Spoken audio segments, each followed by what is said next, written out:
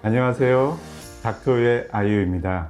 눈 건강 이야기. 오늘은 조금 특별한 손님과 함께합니다. 서울치대 교수님을 모셨는데요. 눈이랑 이가 무슨 상관이 있냐고 궁금해하시죠? 오늘 다들 알게 되실 겁니다. 안녕하십니까. 서울대 치대 치과마취과 교실에 있고요. 서울대학교 치과병원의 치과마취과 교수로 재직하고 있습니다. 현재 대한디지털 헬스학회 이사장을 맡고 있습니다. 반갑습니다. 안녕하세요. 네. 우리 김 교수님하고 저는 사실 오래전에 제가 안과 주치, 안과 인턴. 그 인연이 지금까지 이어지고 있는데 한 지금 맞습니다, 거의 교수님. 35년? 네. 그렇게 된 것 같네요. 예. 같이 늙어가는 사이 맞지요, 교수님? 네. 그때는 하늘 같더니 요즘은 똑같아 보이는데 제가 1년 차이가 그때는 하늘이었죠. 예, 지금은 같은 것 같습니다. 네. 치주염에 관심을 갖게 된 거는 제가 이제 보는 분야가 황반변성, 또 당뇨망막병증 이런 실명성 질환하고 이 소위 로우 그레이드 크로닉 인플라메이션, 그러니까 저강도 만성 전신적인 염증이 중요한데 그거를 유발하는 가장 중요한 원인 중에 하나가 치주염이더라고요. 맞습니다. 예. 네.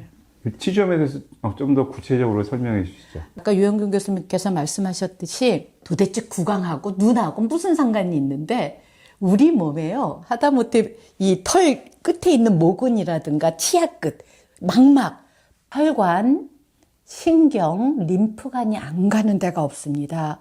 혈관은요, 우리 몸의 머리끝에서 발끝까지 다 퍼져 있는데 치아를 감싸고 있는 치조골이 사실은 스폰지본이에요. 뼈가 두 가지가 있거든요. 단단한 뼈와 부석부석한 스폰지본이 있는데 스폰지뼈는 혈액이 차 있는 거예요. 근데 씹을 때마다 이게 스폰지가 짜졌다가 늘어났다가 짜졌다가 일어나고 너무나 쉽게 구강의 모든 것들이 이 치주염을 일으키는 치주 조직을 통해 가지고 피 속으로 들어가는 거예요. 그러면 만성 치주염 원인균은 들어보셨죠? 피진지발리스라는 이 나쁜 균이 있는데 다른 균들도 있습니다만 대표 주자가 피진지발리스인데 균이요 피 속에 들어가요. 우리 피 속에 피진지발리스가 막 돌아다니는 거예요. 그러다가 잘 쌓여있는 이 뇌가 잘 쌓여 있거든요. 아주 2중, 3중으로 쌓여 있는데 거기도 통과하는 거예요. 이렇게 우리 몸은 다 눈 따로, 입 따로가 아니라는 거 다 통합적으로 지금 혈관을 통해서 블러드 스트림을 통해서 연결되어 있다고 말씀드리고 싶습니다. 상호 좀 그런 유기적인 관계에 있는 거네요. 네, 그래서 지금 학문적으로는 양방향 관계, two-way relationship이라고 딱 정립되어 있습니다. 만성 치주염하고 가장 많이 연구가 된 게 당뇨입니다. 즉 혈당이 높아지면 조절이 안 되면 없던 치주염이 생기고요. 있던 치주염이 악화돼요. 그리고 마찬가지로 이 만성 치주염이 막 이게 항상 똑같지 않고 염증이 들락날락 하거든요. 심해졌다가 좋아졌다가 이게 또 이 구강은 이 뇌 기능하고 잘 연결되어 있는데 피곤하면 잇몸병이 생기잖아요. 그렇죠. 입이 들뜨는 이유가 그래서 저는 사람들한테 구강, 특히 점막은 밖으로 드러난 뇌다라고 표현을 하거든요. 그러니까 본인이 피곤하다, 그렇죠. 좀 약간 스트레스 상태다. 예, 면역기능 떨어진다. 면역기능 떨어져 있다. 이거를 본인한테 알려주는 일종의 굉장히 중요한 워닝 사인, 위험 레드 신호거든요. 플래그 사인하고 당연히 신호등이네요. 그렇죠. 네네, 맞습니다. 그래가지고 그게 아주 재밌는 요즘 데이터들이 많은데 만성 치주염에 전 세계적으로 치약 없거든요. 치료기기 없는데 결국은 치과 의사들이 이 염증 조직을 막 긁어내요. 매일 긁어낼 수도 없거든요. 왜냐하면 회복이 돼야 되니까, 재생이 돼야 되니까 1년에 한 많아봐야 2-3번인데 그런 걸 하고 났더니 염증원을 제거한 거지 않습니까? 사실 플라그라는 게 우리가 먹는 설탕을 이렇게 막 브랜치가 많아요. 끈적끈적하고 여기에 균이 달라붙기 좋은 건데 균이 달라붙고 초창기에는 좋은 애들이 그나마 달라붙는데 이 시간이 지날수록 나쁜 애들이 산소 싫어하는 애들이 달라붙으면서 칼슘도 붙고 이러면 또 치석이 되지 않습니까? 플라가 살아있는 거군요. 얘는 다이나믹합니다. 스테이지 1, 2, 3, 4 우리 몸에 굉장히 뭐랄까 그러니까 단순한 돌이 아니네. 이게 아닙니다. 네, 언더라잉하게는 지금 이 오게닉 매트릭스에 균들이 계속 스테이지마다 좀 더 나쁜 쪽으로. 그래서 오랄 마이크로바이옴 관점에서 보더라도 재밌는 애고요. 그리고 재밌는 거는 이 플라그가 어디에 있느냐에 따라서 박테리아의 양상이 또 달라져요. 그래서 어쨌든 그걸 박박 긁어냈더니 블러드 내에 염증 마커가 있습니다. CRP라든가 혹은 당화혈색소가 막 떨어지는 거예요. 그것도 의미 있게 떨어져가지고 결국은 저희가 안타깝게도 서양의학에서는 메디신하고 덴티스트리가 분리가 됐는데 통합의 시대. 저도 이제 60이 이제 넘으셨죠? 그 친한 친구가 네. 치과여서 네. 거기 이제 치과 주치처럼 제가 한 3개월에 한 번씩은 꼭 그 방문해가지고 점검을 받고 있거든요. 좋은데요? 예. 네, 그거 말씀하셨는데 그거 플라그도요. 생기는 게 사람마다 다 달라요. 왜냐하면 유전적인 타고난 게 다를 거고 생활 습관 다를 거고 그 중에서 먹는 습관 다를 네. 거고 구강 습관, 관리 습관 다 다르잖아요.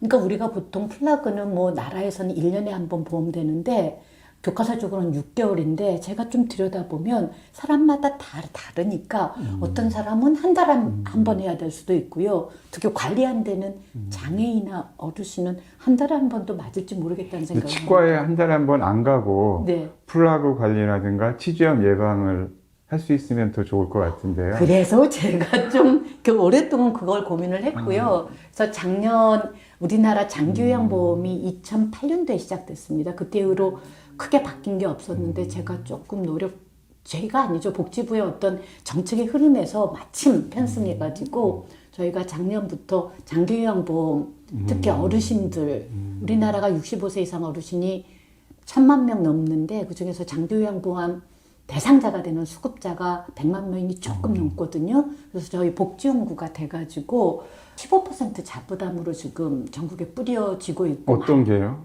네, 지금 다채널 구강세정기라는 거예요. 그래서 지금 가져오신 건가요? 네, 이게 이겁니다. 그러니까 사실은 구강병이 뭐 100만 개가 있는 게 아니고요. 크게 충치하고 어렸을 때 충치, 나이가 들어서 치주염인데요.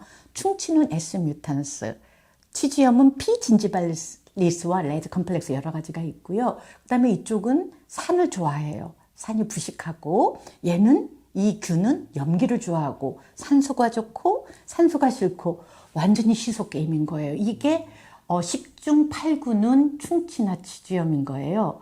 그러면 뭐 임플란트는 뭐냐? 그거의 결과물이 치아가 빠지는 거잖아요. 그러면 기능을 리스토어 하려고 하는 게 임플란트라든가 포철이라든가 이렇게 해가지고 기존의 메디슨하고 덴티스트는 좀 다른데 사실은 우리 그 치과 치료는요 처음부터 원래 이 맞춤형이었어요. 사람마다 다 다르고 이 맞춤형으로 많이 되어 있습니다. 그래서 환자들이 놀라는 게 치과 의사 이 세 병한테 가면 세 병 다 말이 다르다 이러는 이유가 원래 맞춤형이었기 때문에 보는 눈이 다를 수가 있어요.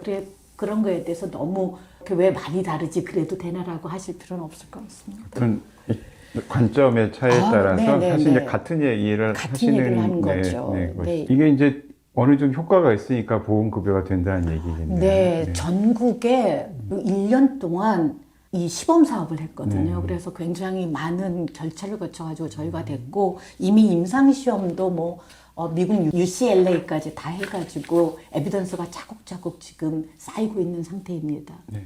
저는 이제 그 치과 친구가 가르쳐 준 게 음식을 먹고 나면 꼭 입을 헹구라는 거예요. 이거 세균의 먹잇감이 될 수 있으니까. 바로 그럽니다. 실제로요. 저희가 예를 들면 뭐 커피 믹스, 봉다리 커피가 문제인데 그런 것들이 입에 들어오는 순간 구강 세균은 신나인 거예요. 옛날 사람들이 설탕 먹었던 건 아니잖아. 아주 옛날 사람. 근데 전 세계 설탕 소모량하고 충치 발생하고 똑같이 갑니다. 그거는 굉장히 중요한 에비던스거든요. 그래서 구강 관리가 보통 닦는다고 생각하는데 그렇지 않고요. 만약에 그게 맞다면 치아가 하나도 없는 어르신은 구강 관리 안 해도 되냐에 이 역설이 발생하는데 오히려 그분들 오죽했으면 치아가 다 빠졌겠니?